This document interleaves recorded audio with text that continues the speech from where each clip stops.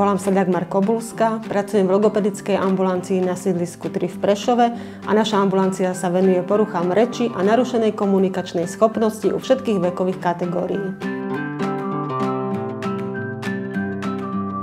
S logopédiou je vhodné začať vtedy, ak sám rodič alebo rodičia majú pocit, že po rečovej stránke s ich dieťaťom nie je niečo v poriadku. Cena. Ocko. A tento je kde? V úvode terapie sa snažíme nadviazať kontakt s dieťaťom, následne ho motivovať k terapii, stimulovať. Prechádzame ku konkrétnym logopedickým cvičeniam. V závere terapie sa snažíme si zahrať s dieťaťom nejakú logopedickú hru a rodič dostane pokyny a metodické materiály. Naša ambulancia je vo veľmi príjemnom prostredí, farebnom, je vybavená hračkami, metodickým materiálom. Do ambulancie vstupuje dieťa s rodičom. Nie je to návšteva ako u bežného lekára, na ktorú sa deti boja, ale na našich cvičeniach sa deti zabávajú a často sa na naše cvičenia aj tešia.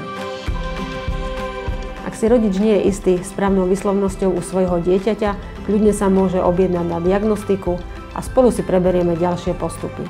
Teším sa na vašu návštevu.